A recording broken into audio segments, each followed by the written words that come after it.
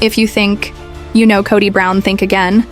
Because what's happening behind the cameras of Special Forces is turning everything we thought we knew about him upside down, from shocking confrontations to wild accusations and strange behavior. That even his castmates can't explain this story is more twisted than anything we've seen before, and by the end of this, you'll realize nothing about Cody is what it seems. So grab your popcorn besties, because this one is going to leave you speechless. When I first started watching Special Forces, I expected to see tough challenges, tears, sweat, and a few surprising moments, but I never imagined that Cody Brown would become the center of one of the most confusing and unsettling storylines. On reality television, there's something about him that just doesn't add up, and the more you listen to what the other cast members have said, the more it feels like a puzzle that keeps shifting every time you think you're close to the truth. Now, Bree, one of the contestants who had a run-in with Cody, recently revealed how he treated her, and it's a story that honestly says everything about who Cody is. When she explained that she's a podcaster, Cody looked at her with this strange expression and said, "That's your qualification. That's how you got here." As if her entire career was nothing. As if her work, her dedication, and her voice didn't count for anything.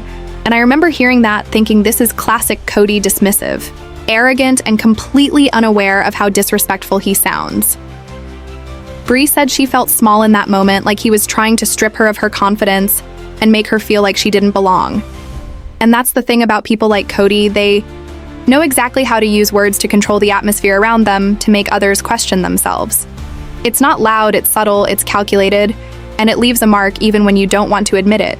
And yet what makes this so bizarre is that Cody has been telling people he's changed, that this show is his second chance, that he's a new man trying to prove himself. But if that's true, then why are so many of the people around him walking away, feeling confused, drained, and uneasy? Because every story that comes out seems to point to the same pattern, the same cycle of charm followed by condescension, followed by control. Even when some of the castmates tried to see the best in him, it was hard to ignore the red flags. One of them, Robbie mentioned that on the very first challenge, Cody's behavior was so intense it didn't even look real. He was running up and down the hill faster than anyone, even the professional athletes. It was like he had endless energy. And Robbie said his first thought was that something was off. Not because Cody was strong, but because it looked unnatural, like he was powered by something more than adrenaline. Imagine standing next to someone who's supposed to be your teammate, and you can't tell if they're competing with you or trying to prove something to themselves. That's the vibe everyone got from Cody. He wasn't just there to survive the show. He wanted to dominate it. He wanted to be the best, even if it meant stepping on others to get there. And that's what made him so unpredictable one moment. He's shouting orders and giving unsolicited advice like he's everyone's coach, and the next he's laughing to himself, talking in circles and acting like a completely different person. People didn't know what to make of him. Was it confidence? Was it chaos? Or was it something darker? There's a rumor that's been floating around for a long time among fans of Sister Wives about Cody's mood swings and sudden bursts of energy. Some think it's just his personality, but others believe there's more to it. They've debated everything from supplements to overtraining to maybe even something more serious. But what stands out is how consistent the behavior has been from one show to the next. Cody thrives on intensity, he feeds off attention, and when he's in an environment where he can outperform people, where he can stand out and feel powerful, it's like he becomes unstoppable, but not in a good way. It's as if he's fueled by the energy of everyone around him, like he's drawing strength from their reactions, their admiration, even their discomfort. And maybe that's the real story here, because when you look deeper, it's not just about Cody being strong or confident, it's about control, about dominance, about the need to be seen as superior. And that's something we've seen in his past on Sister Wives, where he often dismissed opinions that didn't match his own, where he twisted narratives to make himself the victim, where he convinced others that his way was the only way. And now on Special Forces, he's doing the same thing, only this time with a new audience who doesn't know the full history. Bree said if she had known who he really was, she would have never treated him the same. She said she felt bad for him. At first, she thought he was awkward, maybe even socially unaware, but now after learning about his past, she sees that he's fully aware of what he's doing. She called his behavior manipulative, controlling, and emotionally draining. And honestly, it's hard to disagree, because even the most neutral people on the show could sense something strange. Robbie said Cody reminded him of a 12-year-old boy always blurting out whatever popped into his head. Giving advice nobody asked for, acting overly excited about things that didn't matter. But what if that childlike energy isn't innocence? What if it's a tactic to appear harmless, while he calculates his next move? That's what makes this story so gripping, because we're watching someone who's mastered the art of reinvention, and every time he enters a new environment, he rebuilds his image piece by piece to fit what people want to see. He's done it before, moving from one chapter of life to another, leaving behind the people he's hurt, without ever really facing what he's done. And now he's doing it again under the bright lights of a new show, surrounded by strangers who have no idea what came before. And that's where the danger lies. Because when you don't know someone's history, it's easy to believe the story they tell you. And yet behind the charming smiles and motivational speeches, there's a storm, brewing, one that people like Bray can see clearly. Now, she said that Cody's behavior made her feel like he was testing everyone around him, like every interaction was a performance, like he was playing a part in a script. Only he knew the ending. And when you listen to the way others describe him, it all starts to sound the same. He's intense, unpredictable, charming one second, dismissive the next. It's a pattern, and patterns don't lie. So while the cameras show a man trying to redeem himself, what's really happening off screen is far more complicated, because when a person has spent years building control through manipulation, it doesn't just disappear, it evolves. And in a competition like Special Forces, where teamwork matters, Cody's inability to think beyond himself might just be his downfall. And maybe that's the most fascinating part, because for the first time, Cody Brown is in an environment where no amount of words or charisma can hide who he really is. And as more stories come out from those who worked beside him, the image of a man seeking redemption is slowly being replaced by something much darker, something that makes everyone wonder who Cody truly is beneath the performance. As the days went on during filming, the tension surrounding Cody started to grow heavier and harder. To ignore people who had walked into the experience, excited to test themselves, began to realize that being around him felt like walking through a minefield, because you never knew which version of Cody would show up at any given moment. Sometimes he would be charming, offering help, lifting bags, carrying extra gear, making jokes, trying to lighten the mood, and other times he would switch suddenly. The tone would change. His face would tighten. His words would cut, and the atmosphere around him would drop like the temperature in a cold storm. It was unsettling to witness, because you could sense that even the most patient people were starting to lose their calm around him. Bree talked about how she would try to stay professional, focus on her tasks, and not engage. But he always found a way to say something that threw her off balance. And that's what people like Cody are good at. They test boundaries, not with direct confrontation, but with subtle remarks that make you question your own judgment. What makes this so fascinating and also disturbing is that many of the cast members had no idea who Cody really was. They didn't know about the years of controversy, the fractured relationships, the way he publicly clashed with people closest to him, or the way he shaped narratives to make himself appear as the hero in every story. And because they didn't know that history, they believed his words when he told them he was there for redemption. They took him at face value when he talked about growth and change and self-discovery.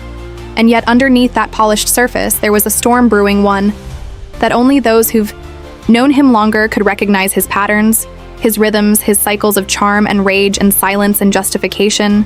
It's like a dance that he's perfected over time, where every step leads him back to the center of attention. Robbie mentioned during an interview that Cody reminded him of someone who needed to constantly prove himself, not to others, but to himself, as if there was a void inside that could never be filled, no matter how hard he tried. And that void drives him. It makes him restless. It makes him compete even when there's no competition. He wants to be the loudest, the fastest, the most noticed person in the room.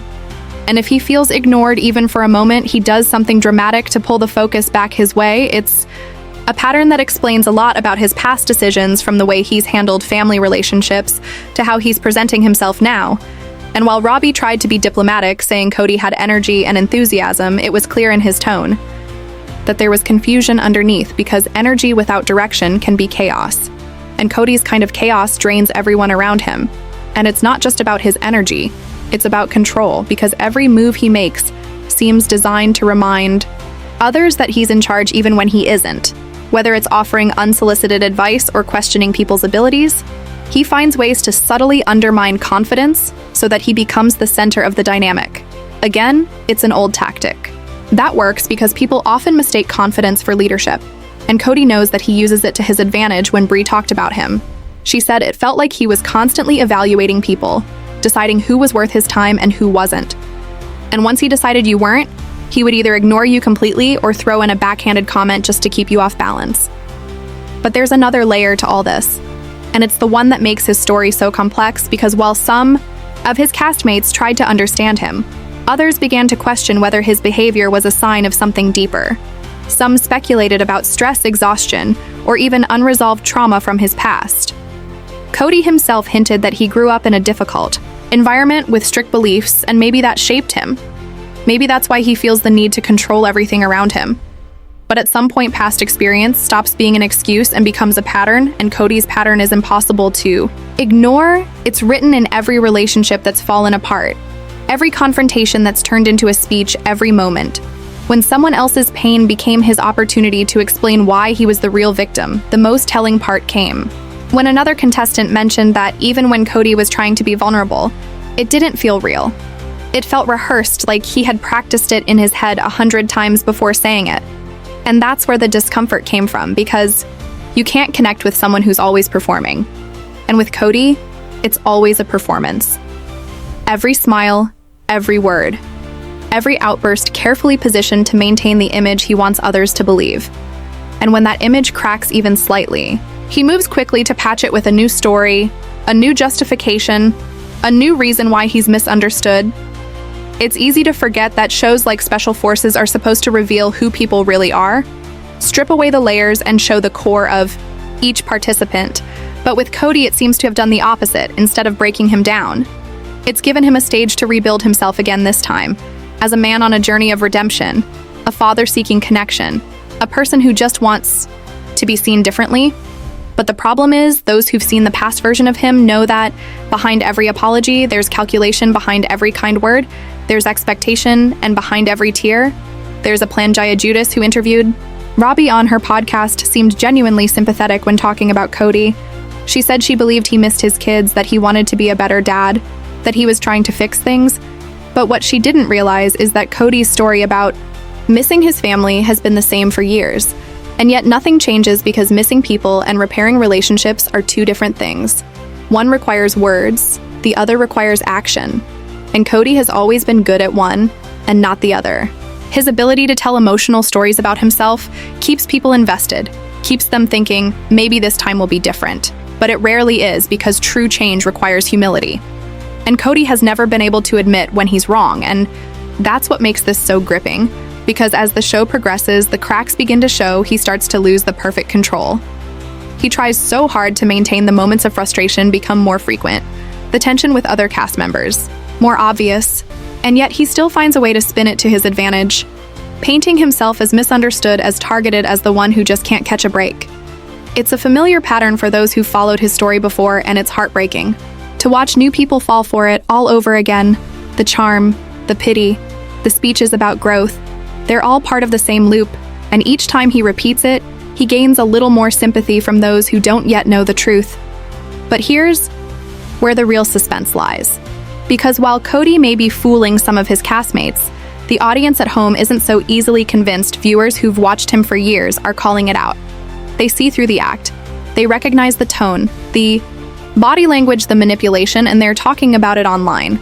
Entire threads are filled with people dissecting every move he makes on the show, comparing it to moments from his past, connecting the dots that the new cast can't see, and the picture that emerges is hauntingly familiar. A man who refuses to face accountability, who reinvents himself just enough to stay relevant, and who believes that as long as he's the loudest voice in the room, he'll never have to listen to anyone else. That's the thing about public redemption arcs. They only work when the audience believes in sincerity, and once that sincerity is questioned, the entire illusion starts to fall apart. And with Cody, it's starting to crumble faster than he can rebuild it, because you can only hide behind a mask for so long before the truth pushes through the cracks, and the people around him are starting to feel it. The unease, the exhaustion, the confusion, it's all there bubbling under the surface, waiting for the right moment to explode. And when it does, it won't just expose Cody's behavior on the show, it will reopen every wound he's tried to bury, every story he's tried to rewrite, every truth he's tried to hide under the narrative. of redemption. As the competition continued, it became impossible for the rest of the team to ignore the storm that seemed to follow Cody everywhere he went. It was like an invisible pressure surrounding him, an energy that drained the air out of every room when he spoke, everyone listened. Not because they wanted to, but because it was easier than challenging him. You could feel the discomfort growing, especially among the women who had begun to see through the polished charm and endless talking. Bree spoke. Later, about how she started to sense something deeper, something that went beyond arrogance. She said it was like Cody thrived on control, that he needed everyone around him to orbit his emotions like planets around a burning sun.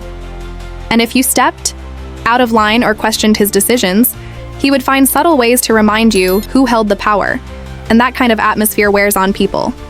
It makes you second-guess yourself, and eventually you start to question if maybe you are the problem, when really it's just someone playing psychological chess.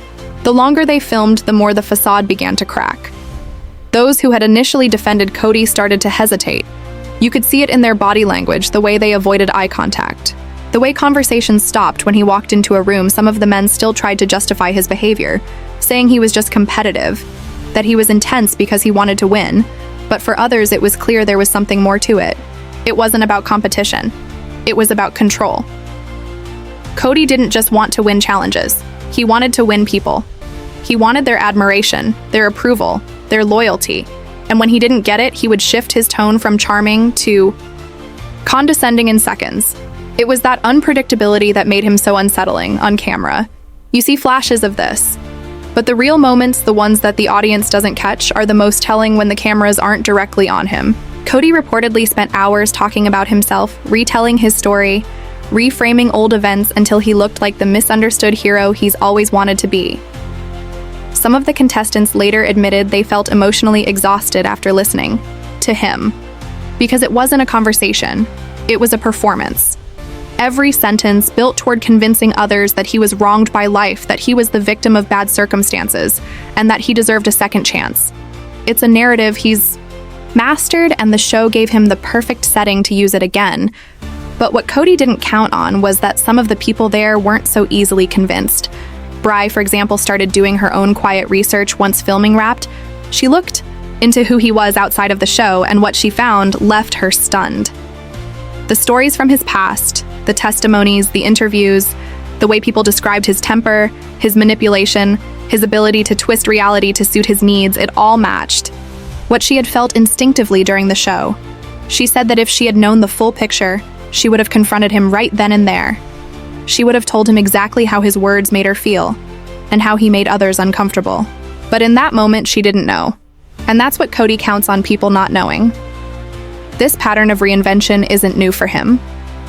After Sister Wives, his public image took a sharp turn. He went from being seen as an unconventional husband to a controversial figure surrounded by questions about loyalty, fairness, and empathy. And instead of addressing any of it directly, he simply moved on to a new story, a new opportunity. And that's what makes his appearance on Special Forces so strategic. It's not just about redemption, it's about rewriting the narrative, because reality television has a short memory, and audiences are often willing to forgive if you give them a good story to believe in. Cody knows that, and he's playing the part perfectly. The man who's suffered, the man who's misunderstood, the man who's trying to rebuild, but those who've seen behind the curtain know that this is just another mask. The other contestants began to notice how he seemed to feed off certain reactions if someone complimented him even slightly. His mood would soar, but if someone challenged him even gently, his demeanor would shift immediately. His smile would disappear. His tone would harden, and suddenly, everything became about proving a point. And that's where you see the control again, because Cody doesn't handle opposition, he absorbs it and then redirects it until the conversation circles back to him and his version of events. It's a technique that makes you feel like you've been heard when really you've just been redirected, and by the end of it, you're agreeing with him without realizing how it happened. As more episodes aired, the audience at home began to piece things together. People who had followed Cody's story for years recognized the behavior instantly. They started pointing out parallels between his old relationships and his new interactions online. Discussions exploded with theories about his motives, his behavior, his transformation. But beneath all the analysis, there was one shared feeling: unease, because something about his performance didn't feel authentic. It felt rehearsed. And that feeling only grew stronger as more clips surfaced of him dismissing people's careers, or minimizing their achievements, like he did with Bree. It wasn't just about being rude, it was about establishing dominance in the smallest possible ways, as if reminding people that in his world, only his work, his perspective, and his story mattered. Then came the interview moments after filming, wrapped when castmates were asked about their experiences one by one. They spoke carefully, but the undertone was there. They described Cody as intense, driven, unpredictable. They used words like passionate and strong, but behind those polite descriptions, you could sense hesitation. It's what people say when they want to be honest without starting a fire. Robbie's words in particular stood out when he said that Cody reminded him of a 12-year-old who says everything he's thinking out loud, that he meant well but lacked awareness. That statement alone reveals so much because it's the polite way of saying he has no filter, no empathy, and no understanding of how his behavior impacts others, and that lack of self-awareness can be the most dangerous thing of all. This point, the story was no longer just about a television show. It became a conversation about personality patterns, about how some people can reinvent themselves, so convincingly that they fool entire groups of strangers. And that's what makes this story so compelling. It's not just about Cody's behavior, it's about how easily charm and confidence can disguise manipulation, how easily people can mistake arrogance for strength, and how those patterns can continue unchecked when no one challenges them. The more you look at Cody's history, the clearer it becomes. This isn't just bad behavior, it's a strategy. One that's been refined over years and perfected through repetition. So when you see him on screen, climbing mountains, giving speeches about growth, smiling through challenges, it's easy to think he's finally changing that. He's finding peace within himself.